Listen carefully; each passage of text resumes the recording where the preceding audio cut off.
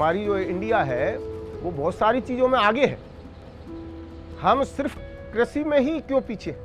किसानी का धंधा जो है ये चौपट होता जा रहा है और किसान बहुत से तो हमारी समय किसान खेती छोड़ रहे हैं, इसी की वजह से इसमें बच कुछ नहीं रहा। जब फसल हमारी गिरी तो लगा कि मुझे भी गिर जाना चाहिए, बर्बाद हो गई थी फसल हमारी जो है। किसान फांसी पे झूल गया, वो असल में है तो ये नकल की वजह से। The average farm yield of India is much lower than the world average, counterfeit products being one of the major factors. Every year, lakhs of farmers knowingly or unknowingly fall into the market traps of counterfeit products and end up deteriorating the quality of their crop, soil, environment, and ultimately their livelihood. जो चीज़ पिछले साल 2000 रुपये की थी अब 2500 रुपये की मिल रही है, मजदूरी भी बढ़ गई, सभी खर्चे तेल डीजल खाद सभी चीज़ बढ़ता चला जा रहा है, बच्चों की फीस भी महंगी हो गई। भैया इत्तेफाक से एक पिछले साल गन्ने की फसल में दवाई लगा दी, वो दवाई नकली मिल गई हमें और उसने कहा कि ये कुछ कम पैसों की है, काम पूरा करेगी।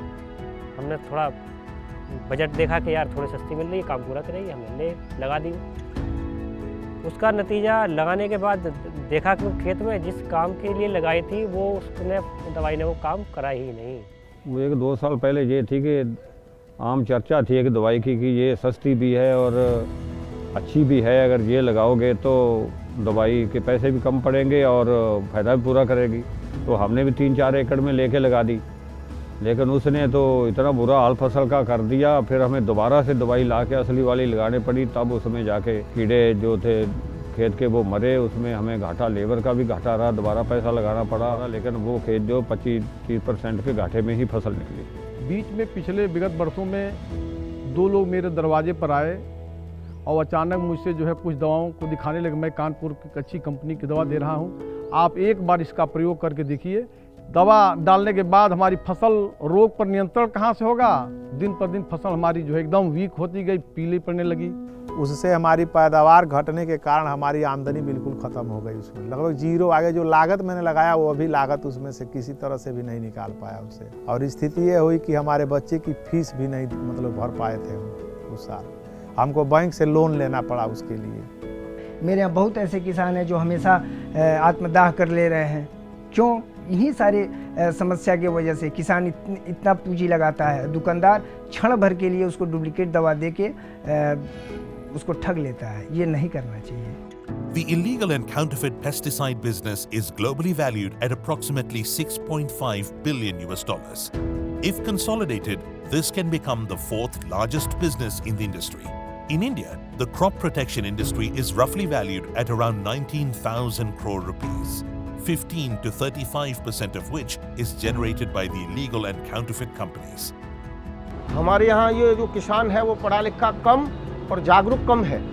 और किसान इतना तो जागरूक है नहीं कि जो अपनी मर्जी से जाके कहे दुकानदार से कि ये मुझे चीज़ दे दो, जो दुकानदार ने उठवा दी वो ले आया।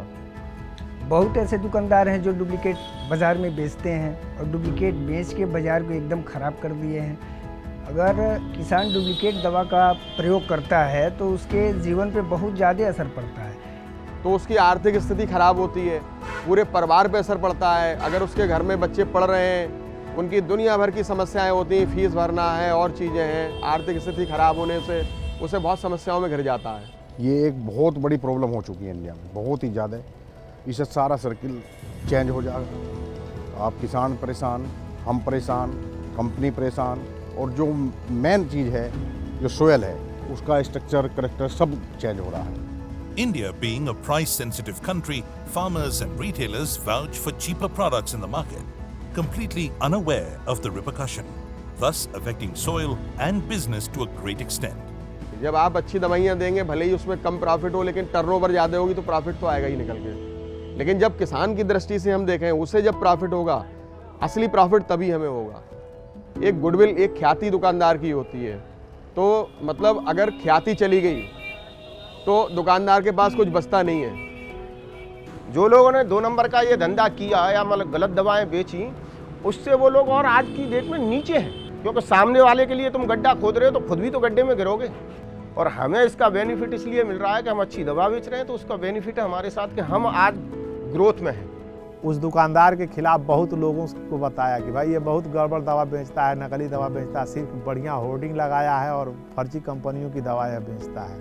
और दुकानदार किसानों को क्या ही नकली दवा दे के ही धोखा देगा, तो भगवान उसको माफ़ नहीं करेगा। इसी तरह से अन्य किसानों को भी उसने घटिया दवा बेच दिया था, तो बाद में कुछ किसान उसके ऊपर मुकदमा कर दिए और बाद में वो जेल भी गया वो। और आपको जान के इस बात का ताज्जुब होगा कि जेल से लौट के आया तो उसको इतना सदमा उस दुकानदार को ही लगा कि उसकी डेथ भी हो गई इस दुकानदार की। तो एक बार तो हम नकली दवा किसान को दे देंगे, नहीं काम किया, उसमें हम 10-20 रुपये ज़्यादा ही कमा लेंगे। लेकिन इसके बाद फिर जब किसान दुकान पे नहीं आएगा तो उस दिन से हमारी आय बंद हो जाएगी। The need of the hour is awareness of the right agricultural practices and inputs to understand the benefits of an original product over the counterfeit. हम तो कहेंगे कि खेती जितनी अमीर सौदा कोई है ही नहीं, बस ये नकल सरकार रोक दे। हम तो कह रहे हैं लोग नौकरियां छोड़ छोड़ के इस खेती में आ जाएंगे। This is how you counter the counterfeit problem. 1. Please make sure you buy from licensed or authorized retailers only. 2. Always ask for invoice or the bill of purchase. 3. Be careful with extraordinary deals or excessive discounts. 4. In case of any doubts, please contact the nearest plant protection inspector or call our FMC customer care representative at 1-800-200-4545.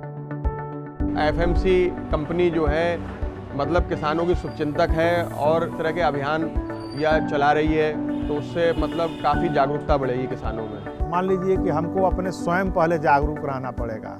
हमको कोई भी दवा खरीदने से पहले उसके बारे में जानना होगा।